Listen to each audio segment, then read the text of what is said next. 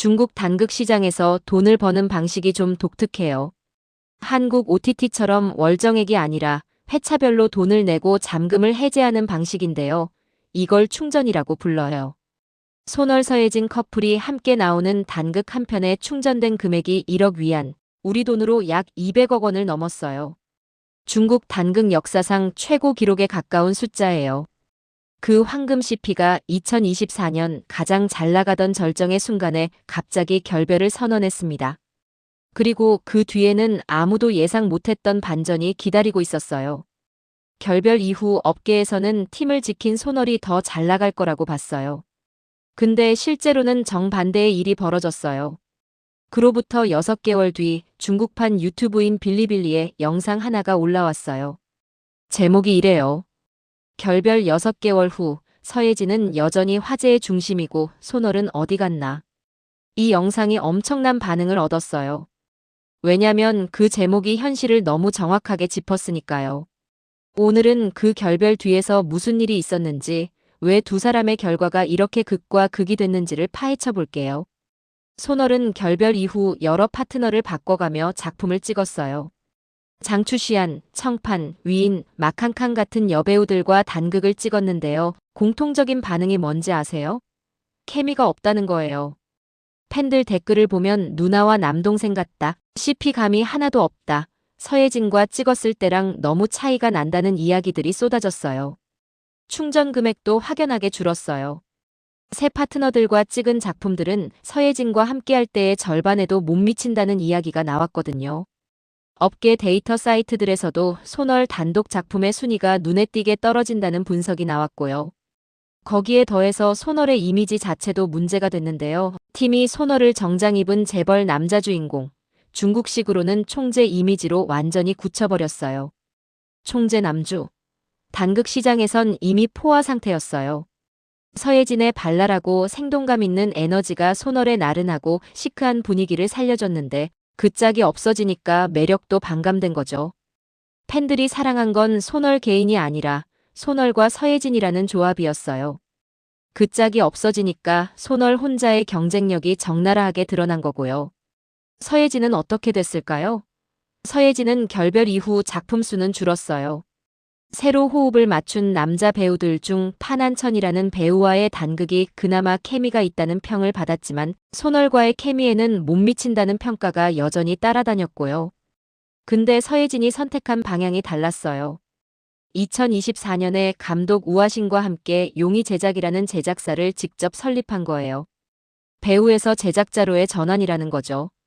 이후 서예진의 SNS 활동은 눈에 띄게 줄었는데 팬들 사이에서는 마쿠에서 작품을 직접 기획하고 있는 것 같다는 분석이 나왔어요. 단순히 배우로만 남는 게 아니라 자기 콘텐츠를 직접 만들겠다는 거잖아요. 그게 어떻게 보면 처음부터 서예진이 원했던 방향이었을 수도 있어요. 결별 6개월 후 서예진은 여전히 화제의 중심이고 손월은 어디 갔나.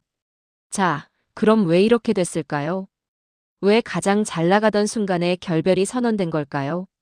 손월과 서예진은 중국 쇼폼 단극 시장에서 아무도 따라올 수 없는 독보적인 존재였어요.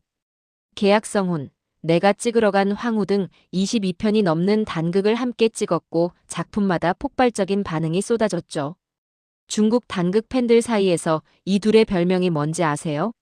단극계 봉황전설이에요. 단극 여왕이라고 하면 무조건 서예진, 단극 1인자 남자 배우라고 하면 무조건 손월. 이게 업계의 공식이었어요. 그 봉황전설이 갑자기 끝난 거죠. 중요한 건 이 두 사람이 처음부터 의도적으로 CP가 되려고 했던 게 아니라는 거예요. 실제로 원상모광의 핵심 감독인 얀페이량 감독은 당시 인터뷰에서 이런 말을 남겼어요. CP는 만드는 게 아니다. 천생연분처럼 타고나는 것이라고요. 그 말이 나중에 얼마나 아이러니해지는지는 뒤에서 이야기하겠습니다. 그럼 왜 결별했을까요? 공식적으로는 아무것도 발표된 게 없어요.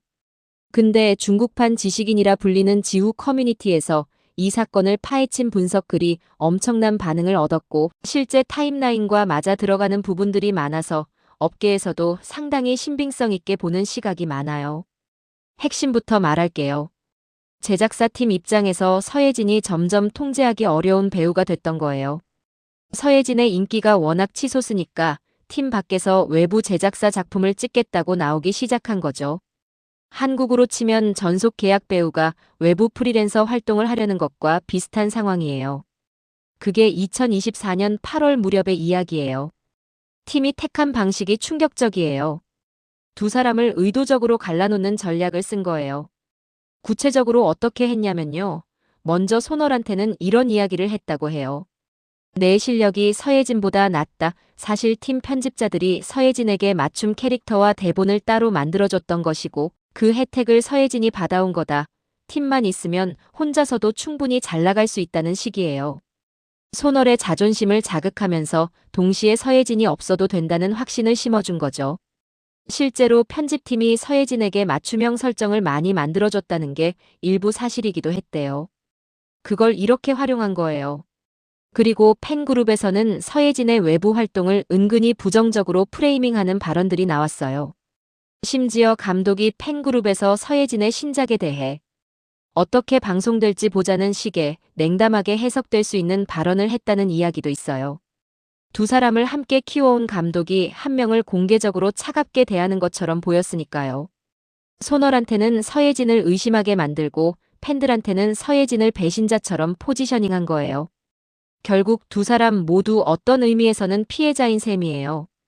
손월은 팀의 말을 믿었고 서예진은 본인의 커리어 확장을 위해 독립적인 선택을 한 건데 그 사이에서 팀이 의도적으로 쐐기를 박았다는 거거든요.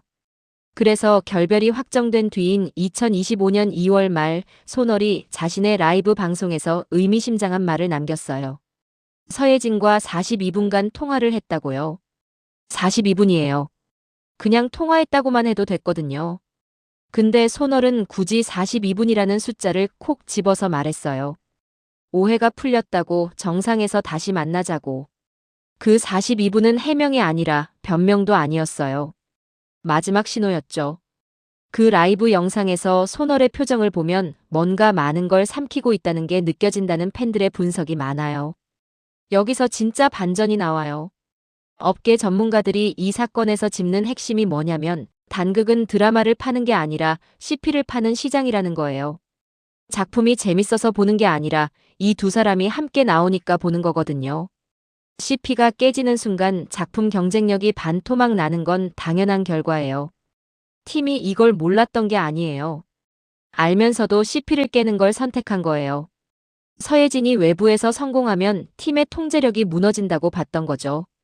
근데 그 선택이 결국 자기 가장 큰 자산을 스스로 파괴하는 결과로 돌아왔어요. 얀 감독 본인이 CP는 천생연분처럼 타고나는 것이라고 했잖아요.